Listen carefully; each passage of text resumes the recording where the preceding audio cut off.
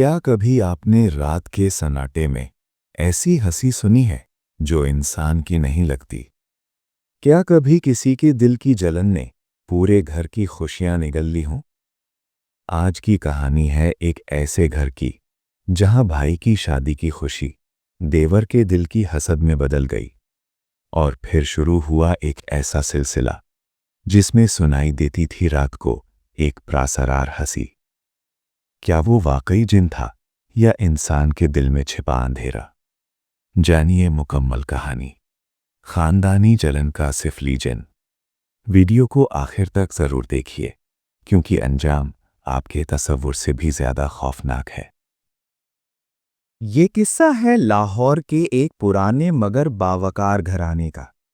इस घर के बड़े बेटे हारिस की शादी तय हुई तो पूरा खानदान खुशी से झूम उठा। घर में रंगो रोगन, रोशनियों की कतारें, मेहंदी की खुशबू और कहकहों की आवाजें हर तरफ फैल गईं। माँ की आंखों में खुशी के आंसू थे और बाप सीना तानकर मेहमानों का इस्तकबाल कर रहा था। मगर इन्हीं खुशियों के बीच एक चेहरा ऐसा भी था जो मुस्कुरा तो रहा था, लेकिन उसकी आंखों में चमक नहीं थी। वो था हारिस का छोटा भाई फहद। फहद शुरू से ही हसास मिजाज का था। वो खुद को हमेशा अपने बड़े भाई के साये में महसूस करता था। बचपन में तारीफ हारिस की, कामयाबी हारिस की और अब शादी भी हारिस की। दिल के किसी कोने में एक अनजानी सी चुभन पैदा हो चुकी थी। वो चुभन जिसे लोग हसद कहते हैं। शादी की रात आई, ढोल की थाप, बारात की रौनक, दुल्हन के सुर्ख जोड़े की चमक, सब कुछ ख्वाब जैसा था। मगर उसी रात जब सब मेहमान रुखसत हो चुके और घर पर खामोशी उतर आई, एक अजीब वाकया पेश आया। रात के तकरीबन 2 बजे थे। हारिस और उसकी नई नवेली दुल्हन आयशा अपने कमरे में थे कि अचानक सहन की तरफ से हल्की सी हंसी की आवाज़ सुनाई दी। वो हंसी आम नहीं थी।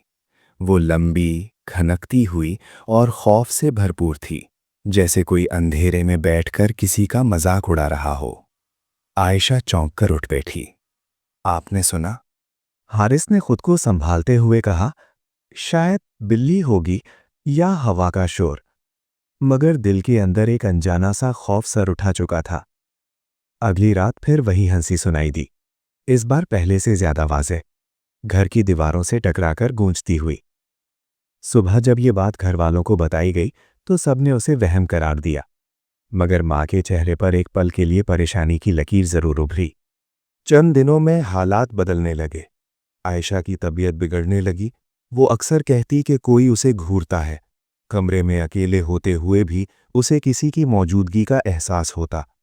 रात को दरवाज़ा खुद ब खुद चरचराता, खिड़की हिलती और कभी-कभी लाइट मद्धम हो जाती। घर का माहौल बोझल होने लगा। एक रात फहद छत पर खड़ा था। उसकी आंखें सुर्ख थीं, चेहरा पसीने से तर। वो आसमान की तरफ देखकर कुछ बड़बड़ा रहा था। अब देखता हूं सब खुश कैसे रहते हैं। इसी लम्हे नीचे से वही पुरस्रार हंसी की आवाज आई, गोया किसी ने उसकी बात सुन ली हो। कुछ ही दिनों में हारिस के कारोबार में नुकसान शुरू हो गया। आयशा बीमार रहने लगी। घर में मामूली बातों पर झगड़े होने लगे। खुशियों का घर आहिस्ता आहिस्ता बद्दुआ सा महसूस होने लगा। माँ ने आखिरकार एक बुजुर्ग आमिल से राब्ता किया। वो बुजुर्ग सफ़ेद दाढ़ी और गहरी आंखों वाले इंसान थे। घर में दाखिल होते ही उन्होंने आहिस्ता से कहा, यहाँ किसी के दिल में सख्त जलन है और इस जलन ने एक दरवाज़ा खोल दिया है। सब चौंक गए। आमिल ने पूरे घर में दम किया, आयात पढ़ी और आखिर में आयशा के कमरे में जाकर रुक गए। उन्होंने आंखें बंद की, चंद लम्हे खामोश रहे, फिर बोले, ये कोई आम साया नहीं, ये हसद से पैदा होने वाली मनफी ताकत है। जब इंसान दिल में नफरत और जलन को बढ़ाता है तो वो शैतानी कुव्वतों को दावत देता है। फहद के चेहरे का रंग उड़ गया। आमिल ने सबको एक अमल बताया। 7 दिन तक रोजाना या शाफी 100 मर्तबा पढ़कर पानी पर दम करें और घर में छिड़कें। दिल साफ करें, एक दूसरे को माफ करें, वरना ये साया ताकतवर होता जाएगा। उस रात पहली बार घर के सब अफराद एक जगह बैठे। माँ रो रही थी, बाप खामोश था और फहद नजरें झुकाए बैठा था। मगर क्या सिर्फ जिक्र और दुआ काफी होगी? क्या हसद का बीज इतनी आसानी से खत्म हो सकता है? और क्या वो पुरस्रार हंसी वाकई किसी जिन की थी या किसी इंसान के अंदर छुपे अंधेरे की आवाज? 7 दिन का अमल शुरू हुआ। पहले दिन हंसी की आवाज कमजोर पड़ी। दूसरे दिन आयशा की तबीयत में कुछ बेहतरी आई। तीसरे दिन हारिस ने फहद को छत पर तन्हा बैठे देखा, आंखों में आंसू लिए। भाई, मैं नहीं चाहता था ऐसा हो, बस दिल में अजीब सी आग थी। हारिस ने खामोशी से उसे गले लगा लिया। जैसे ही दोनों भाई एक दूसरे से लिपटे, नीचे सहन में रखे शीशे का गुलदान खुद ब खुद गिरकर टूट गया। एक आखिरी चीख जैसी आवाज सुनाई दी और फिर मुकम्मल खामोशी। मगर कहानी यहीं खत्म नहीं होती, क्योंकि हसद का जख्म अगर भर भी जाए तो उसका निशान बाकी रहता है, और बाज़ औक़ात वो निशान किसी और घर की खुशियों को निगलने के लिए तैयार बैठा होता है। घर में 7 दिन का अमल जारी था, मगर हर दिन एक नई आजमाइश लेकर आता था। या शाफी की सदाएं दीवारों से टकराकर गोया अंधेरे को चीर रही थीं, मगर अंधेरा भी आसानी से हार मानने वाला नहीं था। चौथे दिन रात को अचानक आयशा चीख मारकर उठ बैठी। उसने कहा वो फिर आया था। उसने कहा ये घर मेला है। कमरे की फिजा यख हो गई। हारिस ने फौरन अजान दी। माँ ने पानी पर दम किया हुआ छिड़का। लेकिन उस रात सहन में दरख्त की शाखें जोर जोर से हिल रही थीं, हालांकि हवा बिल्कुल बंद थी। इधर फहद की हालत अजीब होती जा रही थी। वो कम बोलने लगा था, अक्सर तन्हा बैठा रहता। कभी उसके चेहरे पर अजीब सी मुस्कुराहट आ जाती और कभी आंखों में वहशत। 5वें दिन आमिल साहब दोबारा आए। उन्होंने घर में कदम रखते ही कहा, ताकत कमजोर तो हो रही है, मगर मुकम्मल खत्म नहीं हुई, क्योंकि दरवाजा अभी बंद नहीं हुआ। कौन सा दरवाजा? बाप ने घबरा कर पूछा। आमिल ने सीधा फहद की तरफ देखा। दिल का दरवाजा, हसद का दरवाजा। घर में सन्नाटा छा गया। फहद की आंखों से आंसू बहने लगे। वो कांपती आवाज में बोला, मैंने कुछ नहीं किया, मैंने बस दिल में बुरा चाहा था। मैंने दुआ की थी कि उनकी खुशी ज्यादा दिन ना रहे। आमिल ने गहरी सांस ली। बेटा, बाज़ औक़ात दिल की बद्दुआ भी एक दावत बन जाती है। मनफी ताकतें इन्हीं कमजोरियों से दाखिल होती हैं। तुमने शायद सिफली अमल ना किया हो, मगर तुम्हारी जलन ने रास्ता जरूर खोला। ये अल्फाज गोया बिजली बनकर गिरे। फहद रोते हुए माँ के कदमों में गिर गया। अम्मी, मुझे माफ कर दें, मैं जल गया था। मैं खुद को अकेला समझता था। माँ ने उसे सीने से लगा लिया। उसी लम्हे ऊपर वाले कमरे से जोरदार धमाके की आवाज आई। सब भाग कर गए। आयशा के कमरे का आईना टूट चुका था।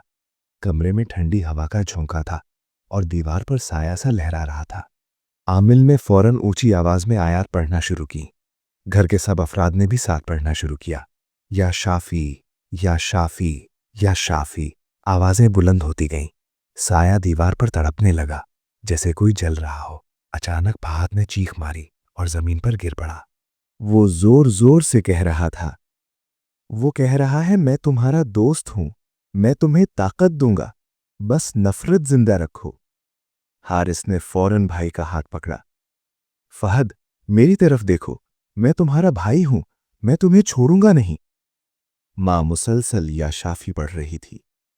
आमिल ने बुलंद आवाज में कहा, ऐलान करो कि तुम अपने दिल को साफ करते हो। फहद रोते हुए चीखा, मैं माफ करता हूं, मैं माफी मांगता हूं, या अल्लाह मेरे दिल की आग बुझा दे। उसी लम्हे एक तेज चीख जैसी आवाज गूंजी। खिड़की जोर से बंद हुई। درخت کی شاخیں اچانک ساکت ہو گئیں۔ کمرے میں مکمل خاموشی چھا گئی۔ فہد بے ہوش پڑا تھا مگر اس کے چہرے پر سکون تھا۔ عامل نے دھیرے سے کہا، ختم ہو گیا۔ جس طاقت کو تم نے خود بلایا تھا وہ تمہاری توبہ سے کمزور ہو گئی۔ یاد رکھو، شیطان کو گھر میں داخل ہونے کے لیے بس ایک دراڑ چاہیے، اور وہ دراڑ اکثر حسد ہوتی ہے۔ چند دنوں میں حالات بدلنے لگے۔ عائشہ کی طبیعت بہتر ہو گئی۔ حارث کے کاروبار میں بہتری آنے لگی۔ گھر میں سکون واپس آ گیا۔ مگر سب سے بڑی تبدیلی فہد میں آئی۔ وہ پہلے سے زیادہ خاموش مگر زیادہ سمجھدار ہو چکا تھا۔ اس نے بھائی کے کاروبار میں ہاتھ بٹانا شروع کیا۔ عائشہ سے عزت سے پیش آنے لگا۔ وہ اکثر کہتا، میں نے دیکھا ہے کہ دل کی آگ گھر چلا دیتی ہے۔ ایک رات سب صحن میں بیٹھے تھے۔ چاندنی پھیلی ہوئی تھی۔ ماں نے مسکرا کر کہا، بیٹا، اصل حفاظت دیواروں سے نہیں، دلوں سے ہوتی ہے۔ حارث نے فہد کے کندھے پر ہاتھ رکھا۔ ہم ساتھ ہوں تو کوئی سایہ طاقتور نہیں ہوتا۔ اور واقعی اس رات کے بعد وہ پراسرار ہنسی کبھی سنائی نہ دی۔ مگر اس واقعے نے ایک سبق چھوڑ دیا۔ جن ہمیشہ کسی جنگل یا ویرانے میں نہیں ہوتے۔ بعض اوقات وہ انسان کے دل میں پلتے ہیں۔ جب حسد، نفرت اور بدگمانی بڑھتی ہے تو وہی جذبات ایک سایہ بن جاتے ہیں، اور جب دل صاف ہو جائے، معافی آ جائے، ذکر کی روشنی آ جائے، تو سب سے بڑا جن بھی بے بس ہو جاتا ہے۔ یہ کہانی ختم ہوئی، مگر سوال باقی ہے۔ کیا ہم اپنے دلوں کی حفاظت کر رہے ہیں؟ یا کہیں انجانے میں ہم بھی کسی سائے کو دعوت تو نہیں دے رہے؟